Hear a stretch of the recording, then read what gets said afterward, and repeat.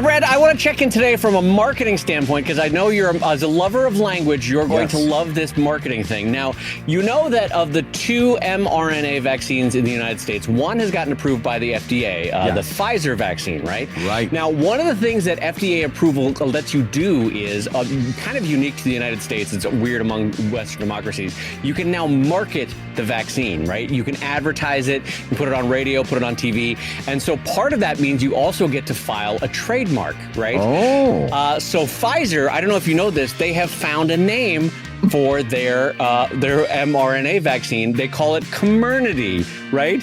Which is like, it's a standard shitty like drug name. Like, all right, I get it, Comirnaty. I mean, what's somewhat clever about it is it has mRNA in the name, like Comirnaty. But it sounds like you're trying to say community with a cleft palate. Yes, it sounds like community by a drunk guy. Like, we're all here in a Comirnaty. We're all working together here. There's no reason why we can't. I couldn't help but notice that you were part of my community. So, okay, now this is great. So I was like, all right, Comirnaty, that's a fairly standard shitty drug name. You know, I get it. But then I was like, oh, I wonder what Moderna's going to have when they get FDA approval. And they've already released what their name, and I'm not joking about this, right? This is the Axe body spray of vaccine names. They are going to trademark their vaccine as SpikeVax. That is going to be. They're going to have the word spike right there in the name. SpikeVax. As in a spike of COVID cases, a spike of new spreader events. They're going to put the word spike right there in the name. To me, SpikeVax just feels like a 19-year-old that surfs in the morning, having grown up in California. Surfs in the morning, maybe goes to work his restaurant job at night. His van is a little beat up, but he takes SpikeVax! SpikeVax! Like, are you going to take Comirnaty, or are you going to take SpikeVax? Well, listen, speaking on behalf of all of my family members who were on Facebook saying that they weren't going to take the vaccine because it wasn't FDA approved, all I'm looking forward to is all of them running out the door now that it's FDA approved to get now their vaccinations. Now that we got FDA approval. Yeah. Oh boy, we all have the dumb cousin that has been listening to Facebook. We all have one. Yeah. Like, I'm not getting vaccinated. All right, thanks. Take your third grade education and tell me about why this vaccine is no good. And on that note of abuse, I'm going to say hello, everybody, and welcome to ComicLab, the show about making comics. And making a living from comics. I'm Brad Geiger, the editor of webcomics.com and creator of Evil Inc. And I'm his pal Dave Kellett, cartoonist of Drive-In Sheldon and co-director of Stripped. And this week's Hour of Comics Advice is made possible by your support at patreon.com/ComicLab. So Dave, let's talk comics. Let's talk comics, my friend. And a reminder that this week's show and every week's show goes out live to our Live Gab VIP members over at ComicLab at patreon.com/ComicLab at the $10 level. Yes. You can watch the show live and watch the archive visuals. How does one watch the archived visuals, Bradley? Well, the best way is to go in through the Patreon page, click on that link because you'll have the password right there, and then you can just pull up the archive right there and watch the show. It's actually kind of a nice way to have a little something working in the background while you're working on your own comic. Absolutely. So check us out over at patreon.com/ComicLab. And Brad, we got to give a huge shout out and a thank you to our sponsors for this week, the good folks at Wacom at WACOM.com, the makers of the Wacom One, which I have to say has been really delightful to see how many folks from this show have jumped into digital drawing through the Wacom One. And that's been nice because I have to say that's a really easy first step. The cost is not tremendous. It's very affordable now I think it's under $300 point. And it is like Brad always says, it's portable professional results from a really delightful machine. Yeah, it really is. And it makes a huge difference, especially that portability part. You're going to find that the ability to set up now that we're coming out post-COVID, right? I've already gotten my walking papers to where I'm going to have to start driving the kids to choir again. We're going to start doing this again. We're going to start doing that again. And at first I broke into a cold sweat because, I don't want to leave the house.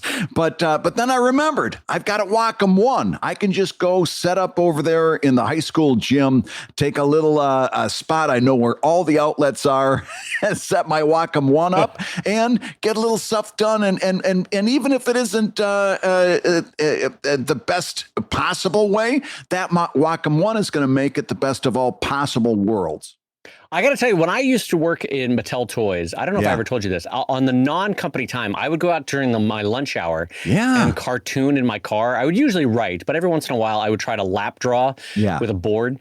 Had I had a Wacom One, I could have gotten actual stuff done at Mattel when I worked there. But anyway, all that being said, we've got a big show today, Brad. So let's jump right into it. What's our first topic for the day, my friend? So yeah, Dave, we've got a great question from Joe Tato Chips, who's a $5 Patreon backer. And Joe says, hey, Brad and Dave, where do you share your story comics, Drive and Evil Inc., to attract new fans? I've got new eyeballs on my one-off gag comics by sharing on r/comics over on Reddit, but that doesn't seem like the right place to attract readers on an ongoing serialized comic. Do you have any suggestions? I'd also appreciate suggestions of where to share content for kids, since my story comic is family friendly. Thank you. I love the show, Joe Tato Chips.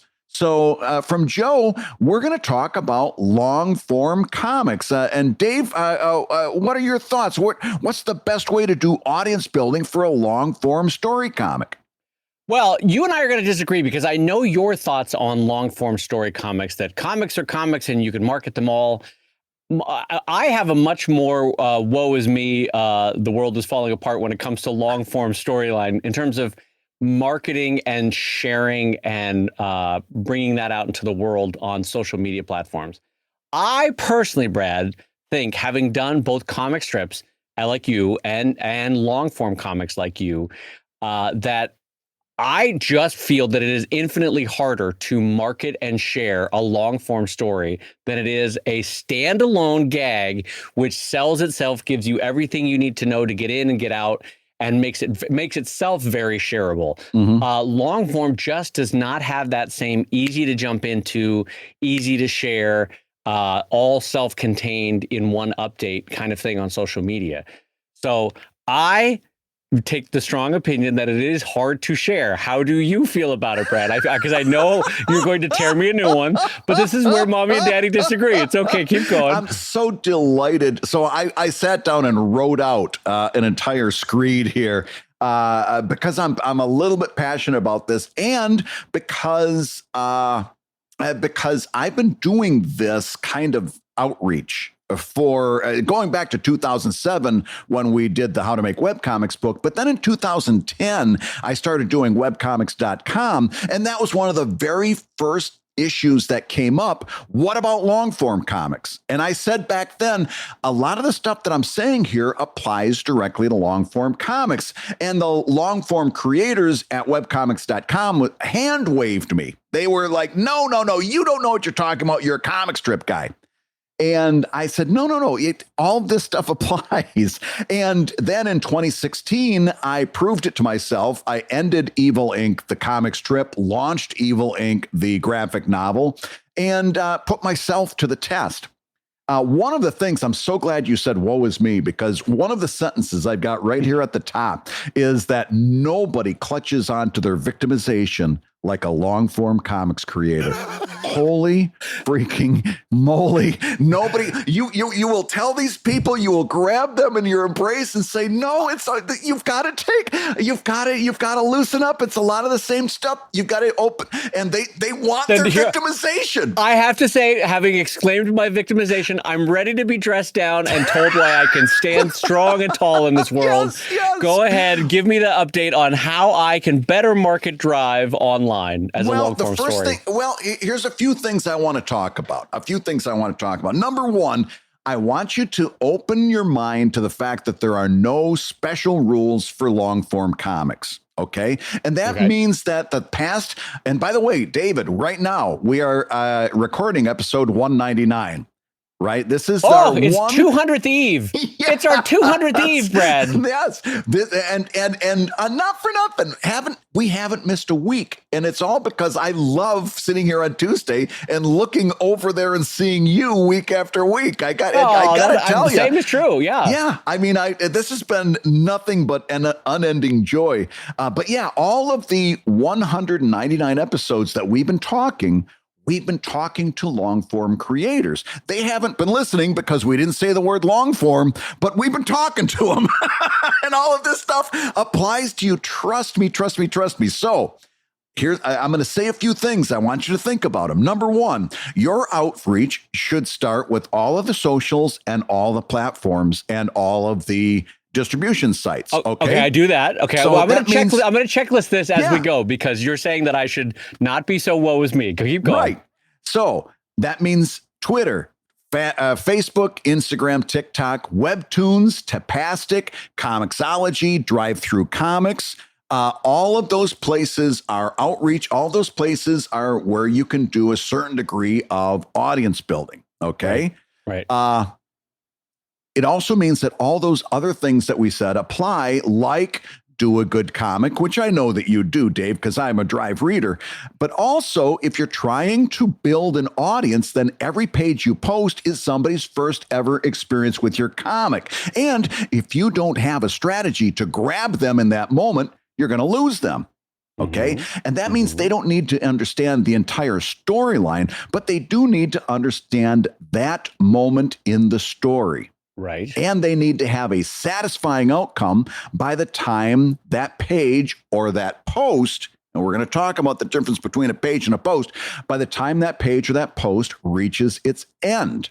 Right. So if you're preparing your pages with this in mind, you might actually see some traction on our comics because you're providing a self-contained, satisfying reading experience. Okay. Now, is this the end of your screed, or is there more to go? Not by a long. Okay, let's keep screeding away then. Okay.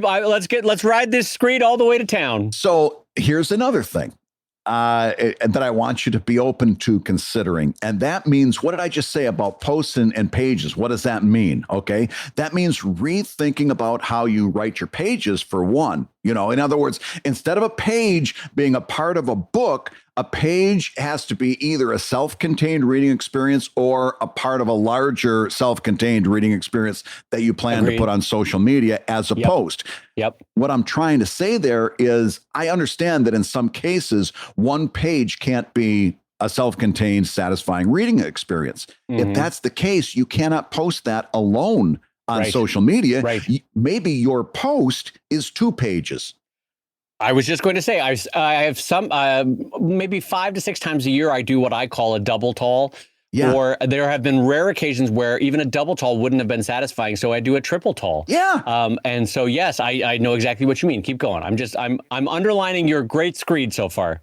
Here's what that means. That means that you cannot afford that knee-jerk approach that you may have been taking, where you just post a page on social media without thinking about, is this a self-contained, satisfying reading experience? Yep. You just can't post a page. You've got to post a post.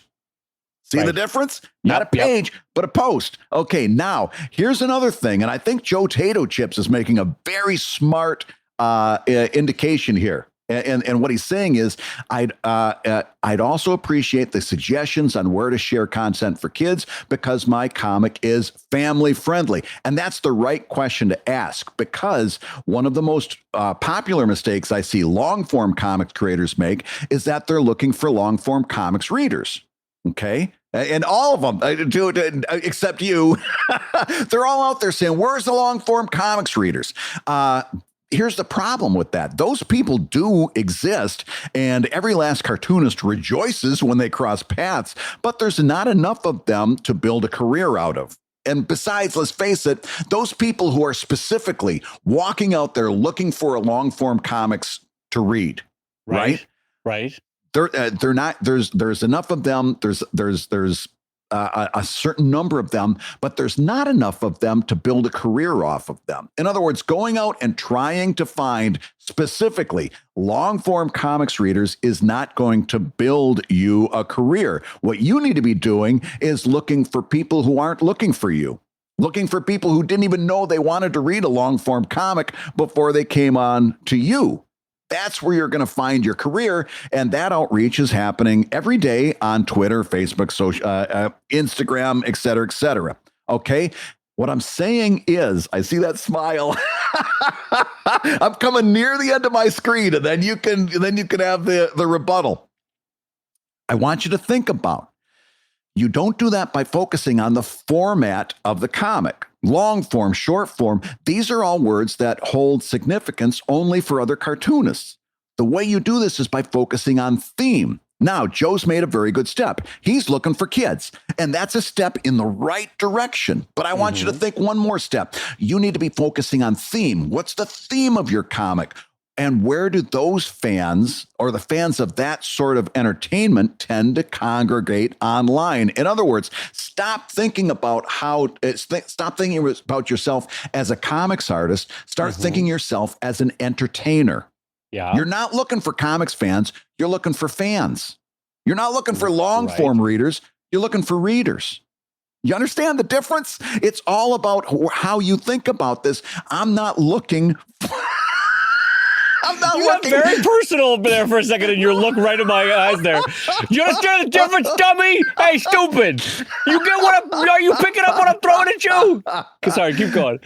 So but think about it. And here's where I really get passionate, because, and this is why I said that victimization thing, to kind of get your attention, because take that advice that I had just a couple weeks back about comic conventions. What did I say? I said, I wouldn't suggest you go to any comic conventions. If you're listening to this podcast, I would suggest you find a convention that has to do with your theme. Like if you're doing a comic about being a single mother, finding a group or a trade show in which there might be a lot of mothers, a lot of mommy bloggers might be going there, right?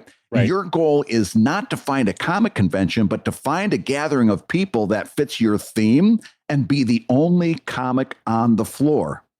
That's what I would suggest. And by the way, that exact same concept applies directly to the marketing outreach of your comic. It has nothing to do with whether you've got a long form or a short form. It has everything to do with thinking about yourself as an entertainer that's going towards a certain demographic or a certain group of people, a certain type of fan base, and addressing that instead of the number of panels that are on your page. So I wouldn't go looking for kids. I'd go to look for people predisposed to liking my kinds of topics and the kinds of topics that my comic deals with. And then since I'm doing a family-friendly comic like Joe, I would be content in the knowledge that since I'm casting a wide net, I'll be doing something that's appropriate for the kids and the adults who wind up in that net. Okay? So that's my thoughts on long form comics. I think focusing on your format is leading you down the wrong path. Wow. Well, I want to say, first of all, as we wrap up that 45-minute screed, I want to thank all the marathon volunteers who ran up with little cups of water to you as you were going by, because that was really nice. All those volunteers, they make the marathon happen. And those little cups of water, you didn't see it at home. Brad was splashing the little cups of water on himself as he was finishing up his 45-minute screed there. I'm telling you, and you don't know this at home, but I did that all in one breath. Do you know that moment where, like, back in the day when James Brown would kind of droop down on stage and they'd come out with the cape, and then he'd bust back out. He's like, get back on the scene, that kind of thing. Yeah. That's where around minute 30 there. That's where you were kind of fading. Then they came in with the little cape, and you're like, also you got to work on the theme of your comic. It was great. So first of all, I think all of those are excellent points, and listening along with them, I have to say that I was checking them off as to what I do with Drive. Yeah. Do I make each post satisfying in terms of Whether it is a post or a page, it has a completeness to it. It is satisfying. Yeah. A new person could jump in and at least somewhat understand the theme. Yes, I do that. Yeah. Do I share them on social media? Not all the ones you listed, obviously, but on a good portion of them. Yes, I do that. Do I try to market it for not only the joke of the day, but also the theme, broadly speaking? I do that. Now, having said all of that, and agreeing with all of what I thought was a very well thought out argument that it is the same to market long form and short form, I will still say, Brad, it is not the same thing to market a long form comic. As you did a lot of things about the construction and the marketing of the comic, which is all fair and good. Yeah. But in terms of communicating that marketing, you cannot argue with the fact that it is easier to submit to Reddit or to social media a self-contained, all you need to know is in the comic strip or single panel, and see that go viral versus the 5 likes and shares you'll get for a long form story, right? You can't disagree that that's not the case. Yes and no. This comes back to that conversation between active and passive readers too. Yes, we've seen people go viral on a Reddit post. Sure. Those readers are passive readers. They never became. They smashed the like button for that comic. They never got involved with. Why is it always smash the like button? By the way, why did that become a YouTube? Don't forget to smash, like, and subscribe. How about gently touch, like, and subscribe? Nobody ever caresses the like button. No. Yeah, you can just click. You can just click like. Yeah. And you don't have to smash it. Anyway, keep going. No, but again, so yes, you and I both would love to see those kind of big numbers on any post we do. But we also know that it's got a limited amount of actual value, because how many of those people are actually becoming involved in your ongoing comic pursuits? Yes. Okay. So I agree with you here, but I'm gonna roll in, of all people, Wayne Gretzky. You know how that you miss 100% of the shots that you don't take? Yeah. Is Wayne Gretzky's quote? Yeah. Because you and I, big hockey guys, we love our hockey. Brad Geiger and Dave Kellett. You can't get us away from the rink. We love a hockey game. Anyway, so what I was going to say was, okay, so let's say I have a long form story that gets a page or an update that gets retweeted 3 times. Hooray, 3 times. I've had single panel comics that get retweeted 2,000-3,000 times, right? So now here's why I'm rolling Wayne Gretzky into that, is that in terms of missing 100% of the shots that you don't take, if I'm being retweeted by only 3 people for that long form story, I'm missing thousands of people, of which I could potentially retain 1, 2, 3%, 3 if I'm really feeling lucky, right? Right. But that single panel comic is going out to tens, hundreds of thousands of people. I could potentially retain 1 or 2% of them, potentially, right? And so that's what I mean about the Wayne Gretzky quote, is that like the long form doesn't even get its pants on by the time that the single panel comic is halfway around the world. Yeah, you know. Yeah, and here's my problem with what you just said. You're pretending that the only way you could possibly do outreach is to post your comic, and you know that's not true. We've got the 4 C's of so you've got so much more in your bag of tricks than just posting the comic. That's a small percentage of what you should be doing to do audience building. Agreed. But I will argue that part of what has made Drive grow, part of what has made Evil Inc. grow, has been stick-to-itiveness. Yes. In the sense that you being around for 10 years helps in terms of being around versus 6 months. But also word of mouth, I think, is the largest possible way that I grow an audience. I really do. Sci-fi fans tell other sci-fi fans, hey, you also like sci-fi comedy. You like Guardians of the Galaxy, or you like Hitchhiker's Guide, or you like Dune. You're going to love Drive. Now, could you imagine if you actually focused your marketing on that very idea? Okay, so let's talk about that. So how would a long form person market on social media or the like to encourage word of mouth? Oh, my goodness. Well, number one, you find out where these people hang out. In other words, is there a Facebook is there a Facebook group, or is there a Twitter hashtag or Twitter group where these people tend to congregate? Are there different places online where these groups are? Goodreads, for example, for sci-fi.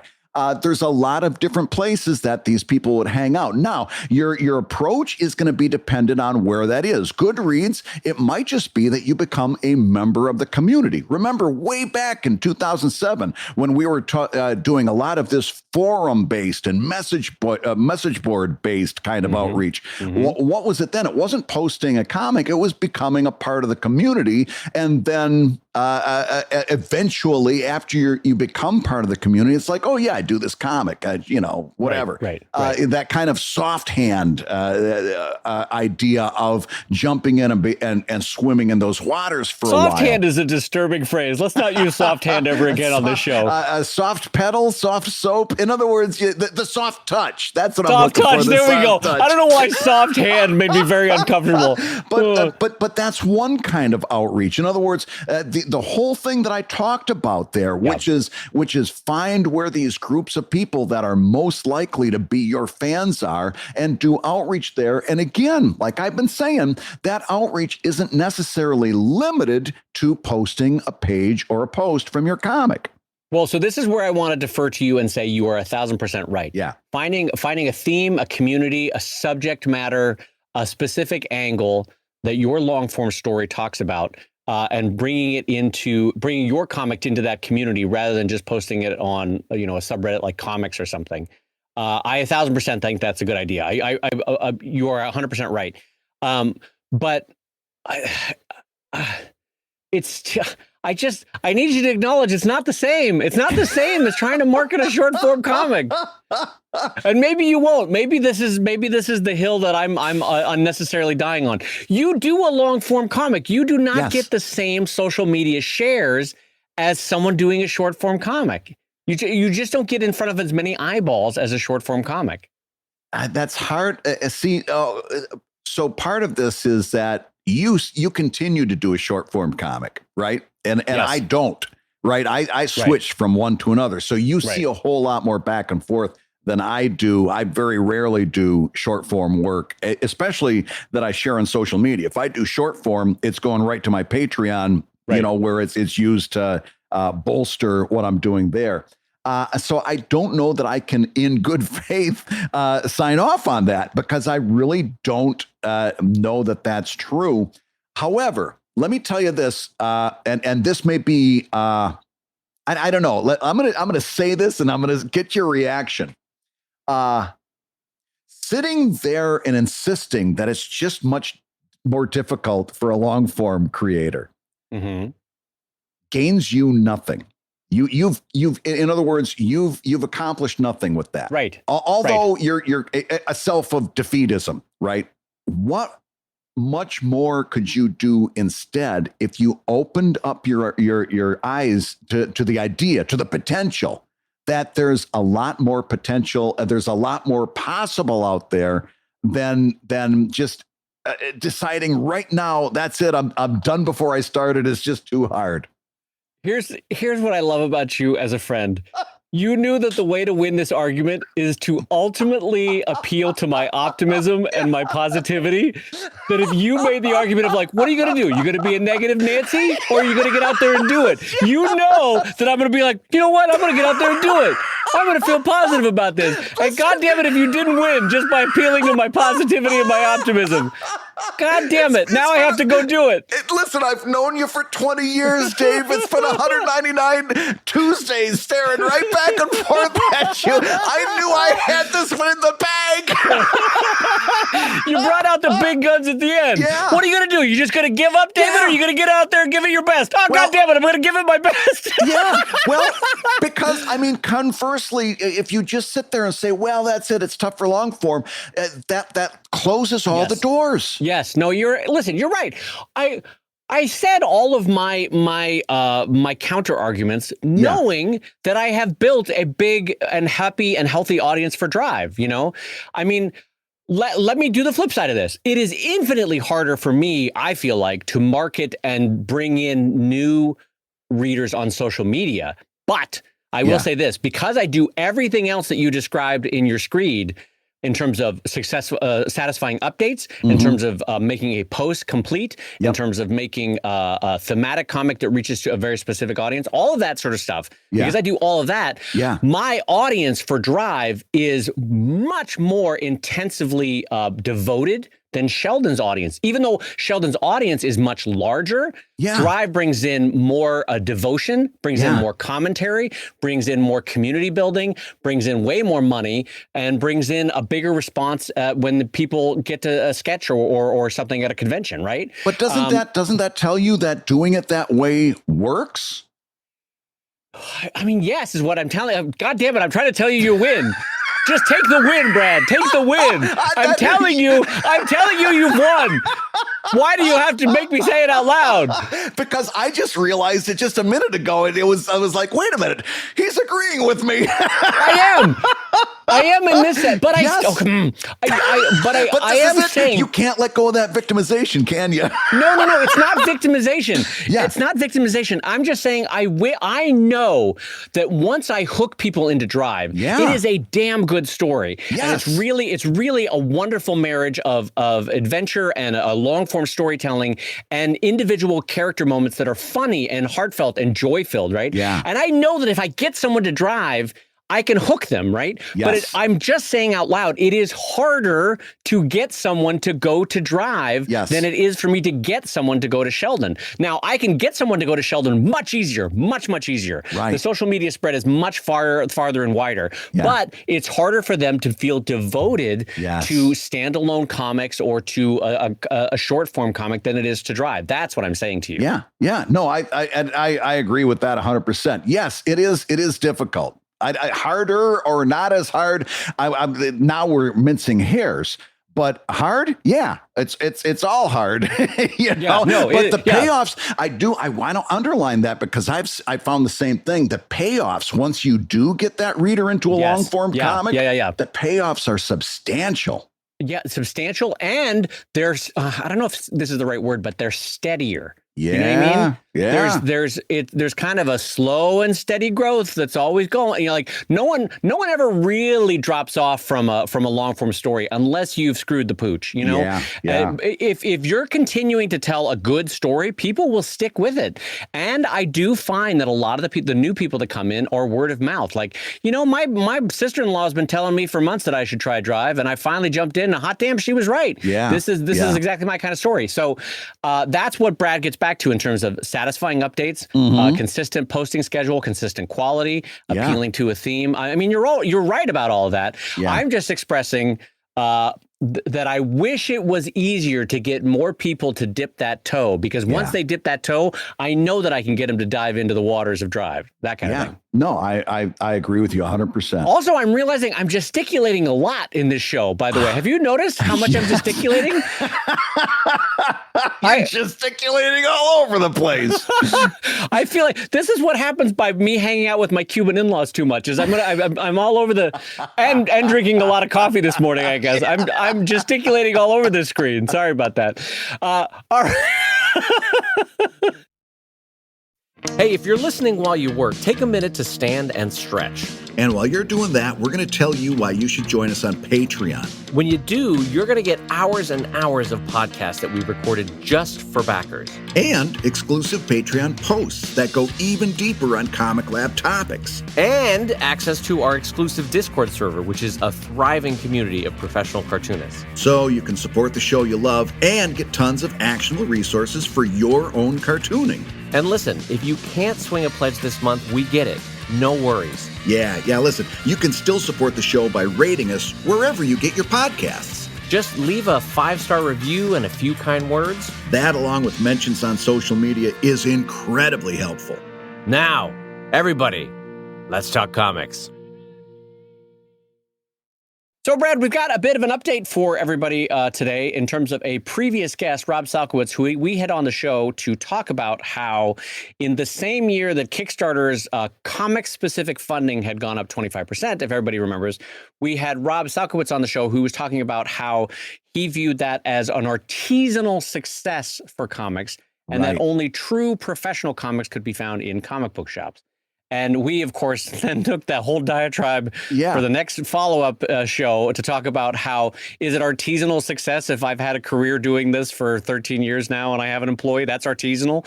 Or is it artisanal that we'd have to have no second job and people seem to love our... Anyway, we took a lot of umbrage with it and it became a whole episode.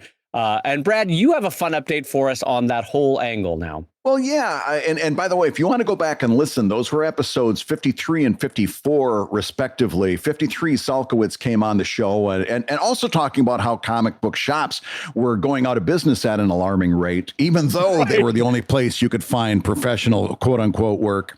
Right. And then 54 was the show we called The Joys of Artisanal Success, where we talked about, this whole thing that we've been doing for many, many years now and how it's not artisanal. Again, when you say you've got a warehouse full of merchandise, you've got an employee, several employees in some cases. You had Nick Selleck on the show not so long ago. Is Nick from the Awkward Yeti, is his success artisanal? I don't know. Yeah, it's a very odd form of gatekeeping that because they're on a shelf and have the Marvel logo on them, they are not artisanal, even though they're making less than Nick Selleck, who has multiple employees, a very large warehouse all full of stuff, and an audience that love him. Somehow that's artisanal. It's a really weird form of gatekeeping. So anyway, Brad, you want to jump in? Go ahead. If that success was so great, would a bunch of those folks be running headlong to Substack right now? Because they'd like a little taste of that kind of artisanal success. But there's a few things. There's a reason we wanted to bring this up, and not just to see my face go red another time, but because of this. We've talked on this show in the past about how one of the reasons we keep showing up week after week is because we really do believe strongly in being one of the voices that you have in your head as a mentor, right? And it's support. Yes.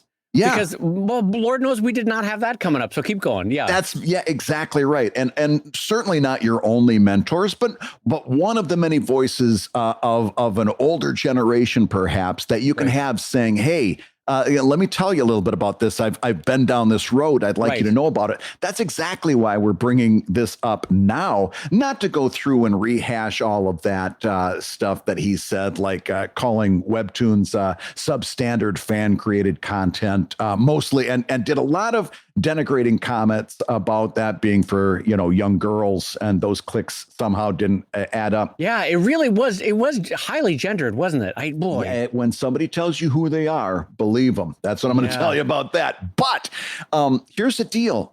Again, in terms of being some people that have been doing this for a while, we want to pull you aside if you're a younger person, especially, and tell you, listen, we've seen this before, and we want to tell you how this goes from this step forward, because this is exactly the kind of gatekeeping that people like Dave and myself and a whole generation of cartoonists, this is what we faced in the early 2000s as newspaper comics were going out of business.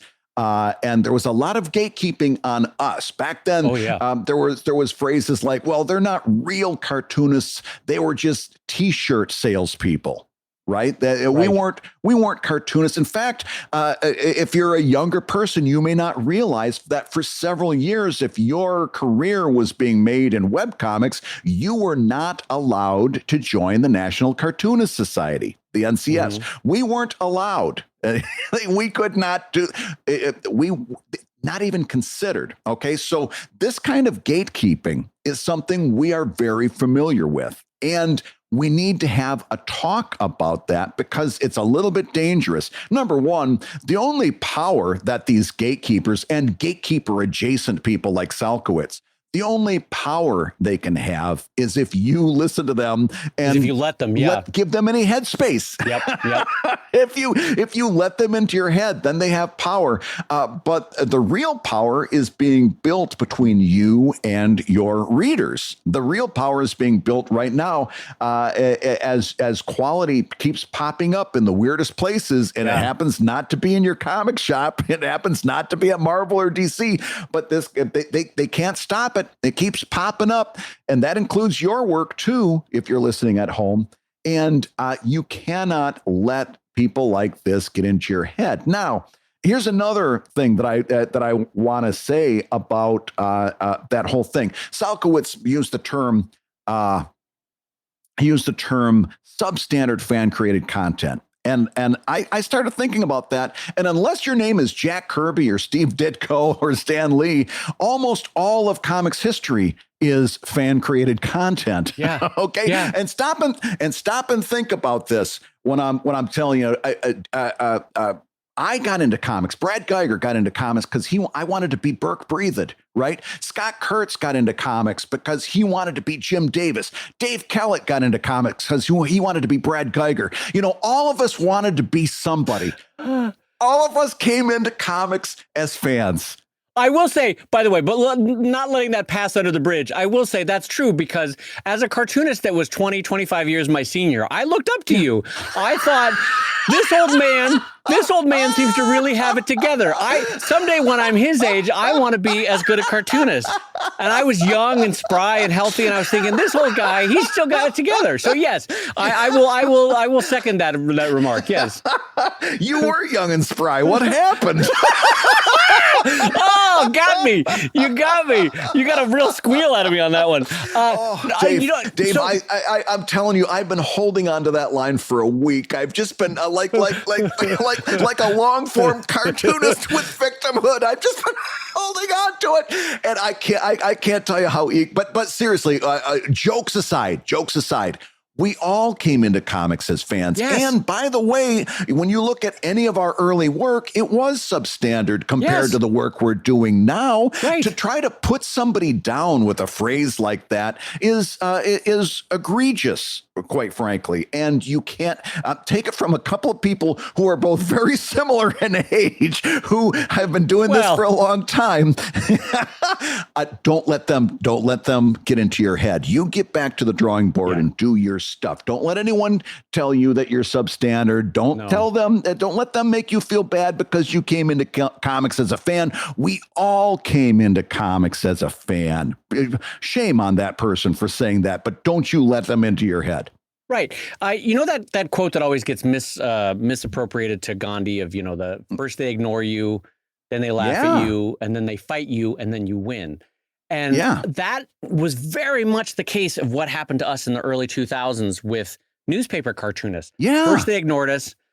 Then they laughed at us thinking like, what are these jokers doing this stuff? They don't realize the real money is in newspapers. We did realize the real money was in newspapers. And we also realized it was going away lickety split and we better figure out a new business model. Right.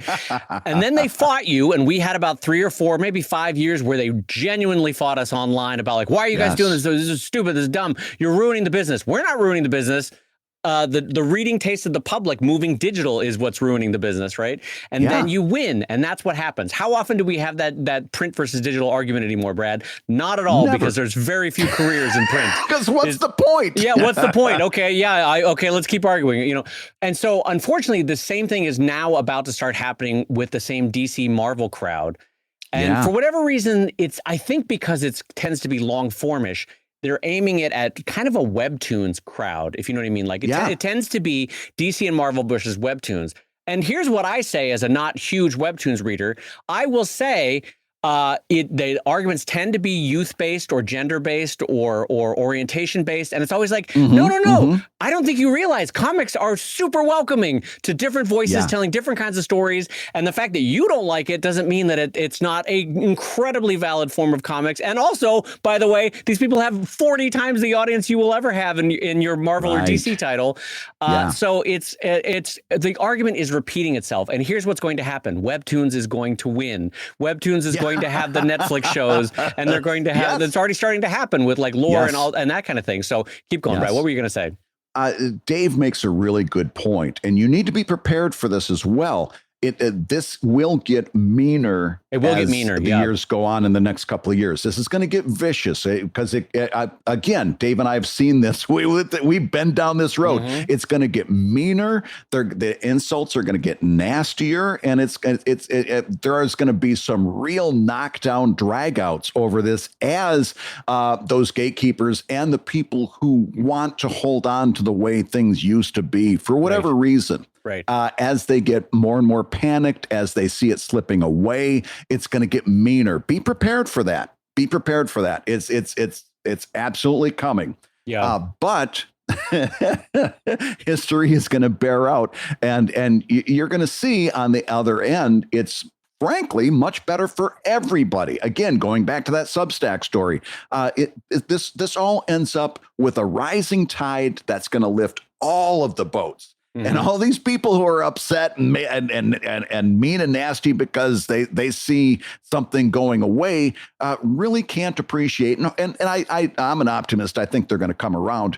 They're going to see it eventually that this thing didn't end. It just evolved to a new thing that they're still going to have their superhero comics. They're going to still have that kind of Marvel and DC flavor. And now they're going to have a whole bunch of other flavors to choose from too. Yeah, it's funny how much this ties into whole larger conversations that we have about how when the Comics Code came about, we really got a winnowing down of stories in America and partially in Canada down to superhero comics and Archie and New Yorker and comic strips. And that was it. We lost the Westerns. We lost the romances.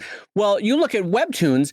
Turns out people love romance. They love relationship comics. You know what I mean? And the whole reason that disappeared was stupid. And so the fact that that's coming back is amazing for comics. It's great. And the gatekeeping of like, well, that's not real. That's not real money. Okay, but here's the problem is that when people are afraid, it is the worst aspects of them coming out. And so over the next 2 or 3 years, as DC and Marvel print withers on the vine and comic shops wither on the vine, you're going to see people afraid. And that's why Brad and I are saying the arguments are going to get meaner and nastier and the comments are going to get meaner and nastier. But the way you win is just keep your head down, ignore them, and keep pleasing your audience with the great stories that you're telling. That's the way you win. Yeah. Don't stop. Don't let anybody talk you out of your dream. That's horrible. And again, it's going to happen. So, and we will be here with you. By the way, we've been here for 199. We're going to be here for another 199, and we'll be here as that happens. Just reminding you, we're not going to spend a whole lot of time on it because it doesn't deserve it. Yep. But we're going to be here to remind you those people mean nothing. You go back to work and build your audience. Now, speaking of building our audience, Dave, it's time that you and I go back to paying attention to ours. I've got another $5 Patreon backer with a question that needs to be asked. This one comes in from Adam, who says, "Ahoy, Brad and Dave." This is a great question, Dave. You're going to love this. Apparently it's Captain Crunch writing this question in? Is that what's happening? That's right. That's right. That's a pretty good capping.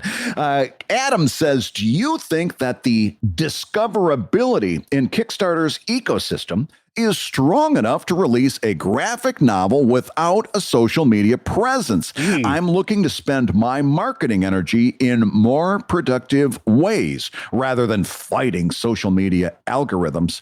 And it occurred to me that Kickstarter may already have the built-in audience that a comic creator needs to be successful. Thanks for all you do, Adam. So I ask you, Dave Kellett, somebody who has just recently wrapped up a very successful Kickstarter campaign yourself, and we both know Kickstarter has amazing discoverability. Maybe between, depending on your campaign, between 20 and 30% of your Kickstarter backers might be people that discovered you right there on Kickstarter, never heard of you before. Right.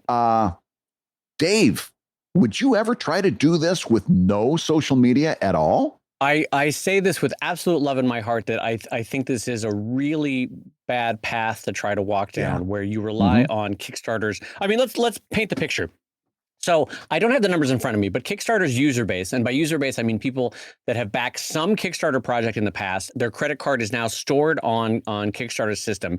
It is at least conceivably easy for them to go click, I will back Brad Geiger's book, right?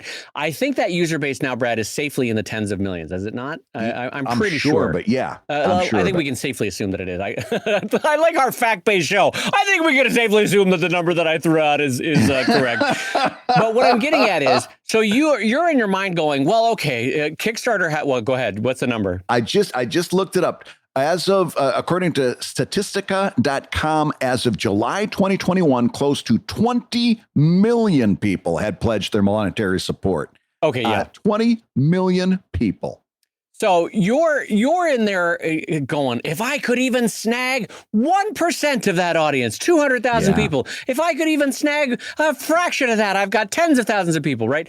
And no, it's not going to happen. Is the short form, and the reason goes back to Brad's idea of crowdfunding. Brad, First comes the crowd, then comes the funding. In other words, when you heard Adam, when you heard us talking about, hey, this is so great, Kickstarter, I did a Kickstarter and I looked, and I think my last Kickstarter, maybe close to 30% of the people hadn't heard of me before. They found out about me through true? Really? Kickstarter. You think 30%? Yeah, it was close to 30.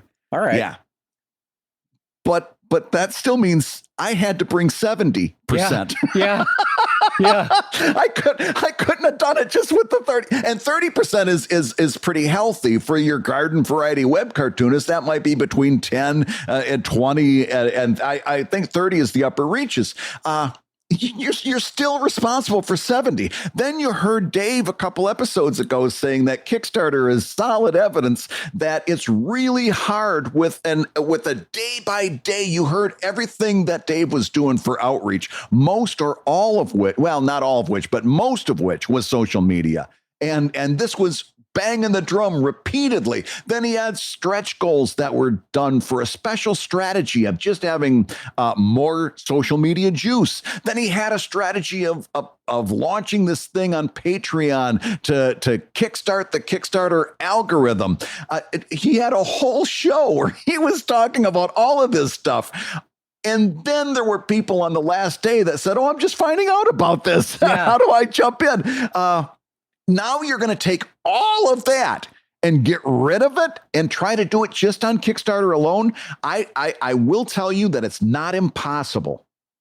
It's not impossible. You could do it. You could do it. Sure. But now we come back to, we take first comes the crowd, then comes the funding off the table. Now it comes to do a good comic. And it comes to another axiom you hear on this all the time. It's not the art, it's the writing. So now you've got to come up with a comic that is written so well and that you have the ability to communicate that writing so effectively that strangers are brought to it and then push it forward just on the strength of that alone. In other words, if you have written a comic that is so freaking undeniably good, then yes, you can do this. I haven't gotten to that level yet. Nor have I. Yeah. I hope, and Adam, I hope you do. If you're planning on doing this, here's the problem with this is that the last few shows, and I've been listening to this and seeing a lot of it, and it's time to course correct a little bit, Dave, on ComicLab. We've been saying an awful lot about late stage social media and the algorithm locking down and all this other stuff. And we've seen a lot of people saying, yeah, you're right. Social media stinks and I ain't doing it no more. And I'm going to have an email newsletter. and then that's going, whoa. Can we talk about that for a minute? Because there's something you need to understand about email newsletters. And it's this. there's something called an open rate. If you sign up with MailChimp or anything else, you're going to find an open rate. You know what the average open rate for an arts based mailing list is? I'm going to guess. Well, I don't have. Go ahead, guess. Go ahead, guess. I'm going to guess 25 to 35%. Am I in the ballpark? 26%. It's just a percent that was higher. a guess. All right, yeah. I looked it up just recently for a webcomics.com post, and the average throughout is 25%. That means that 1/4 of the people that signed up to get uninterrupted messaging just from you. Remember, that was always the complaint about social media. Right. These people followed me on social media because they wanted to hear from me, and the algorithm's not letting them hear from me. All these people that signed up specifically to get uninterrupted messaging from you don't open that message 75% of the time, or 75% of the people are not opening them up. It's somewhere in the middle, right? But they're not opening every message. They don't want to hear from you every time. Right. And then the click-through rate is like 1 to 2%. In other words, when they do open it and you talk about your Kickstarter, of those 1/4 of the people that signed up that actually open it, only 1% of those people are clicking links. Right. You are absolutely smart to have an email outreach right now. We stand by that. But for those of you who are looking at this and thinking that's it, kind of like, that's it, I'm taking my ball to another playground, and you're storming off, and your social media stunk. Well, listen, we agree. There's some real problems with social media. This is not the time to leave social media. Right. Right. This is not a magic weapon. A helpful visual is probably that same idea that we say in terms of income, that you want to have many legs under the table, like in terms of book sales, Patreon, Kickstarter, convention sales, right? We always talk about income, but the same is also kind of true with outreach, where what we're really saying is that because social media is not what it was 5, 6, 8 years ago in terms of the immediacy of outreach, that, hey, now is a great time to roll back in an increased email campaigns, but that doesn't mean take out the social media stuff. It just means put it one more leg under that table, because one of them is getting a little wobblier than it used to be. But it doesn't mean get rid of that leg. It means keep building on all of them. But Brad, I want to jump back into what the point that you were making, though, which was that you said you had 30% of your most recent Kickstarter was from Kickstarter. I will say, because I want to get very specific about this, that my Drive Kickstarter was much more successful than the past 2 Sheldon Kickstarters. I think the Sheldon Kickstarters were, I'm ballparking, but somewhere in the range of $30, $40, maybe $50,000. And then the Drive Kickstarter just did 116. But Drive only had 5% of its backers were from Kickstarter. Now, I only mention that because Drive did infinitely better in manipulating Kickstarter's own algorithm than the 2 Sheldon books did, right? Because it had $70,000 on the first day, it triggered all sorts of those self-reinforcing algorithms that Kickstarter has to try to basically pick winners. And so I got on the front page, I got under a project we loved, I got as a featured project, I got a couple other things that like ostensibly will help out. And yet it only brought in 5% of my total backers for that campaign. So I mentioned that, saying that even if you get everything right, even if you strike lightning in a or catch lightning in a bottle for all of the algorithms within Kickstarter's ecosystem, it still might not do what you want it to do, which is to help you reach funding. So I agree with Brad. Can it happen? Yes. Is it far less likely to not happen than happen? Yes. I think it's really hard to rely on Kickstarter's 20 million people bringing you a couple thousand purely based on the reach of that audience. I think that's a bad impulse, and I really think, listen to Brad, that first comes the crowd, then comes the funding when you do your crowdfunding. Yep. There's a reason it's a Geiger's Law. It's because it's the law. Well, maybe not the law, but it's something I feel strongly about, is that you're going to have to put your time in doing audience building first. And I will just say, you can fight the Geiger's Law, but the law is going to win. That's right. That's right. You know what? That's the most dad joke I've made all day. I crowned myself dad joke of the week. All right, keep going. You're just darn lucky that I didn't start singing the I fought the law and the law won song. That would have been even worse. And everyone's ears are very happy about that. Yes.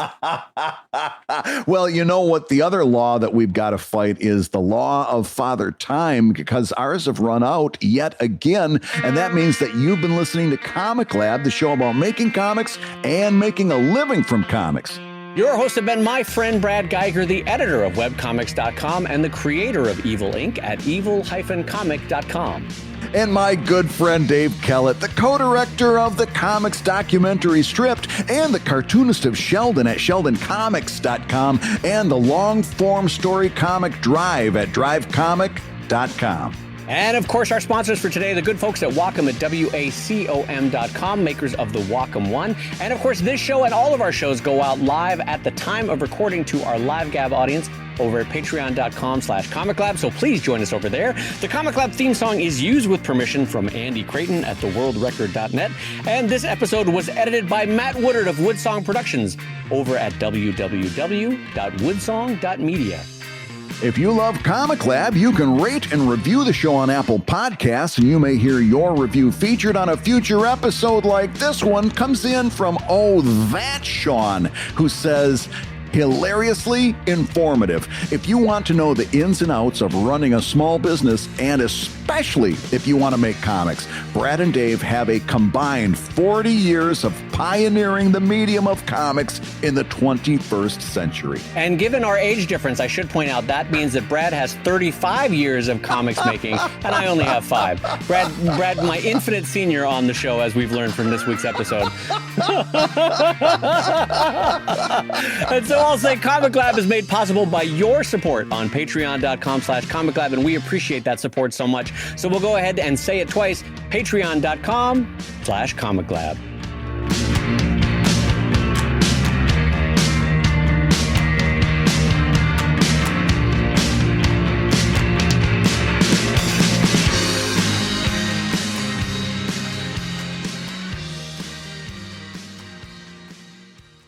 And for those listening at home, if you want the extended version of Brad's screed, measuring it at over 3 hours and 49 minutes, you can check out patreon.com/ComicLab. Bring a pillow.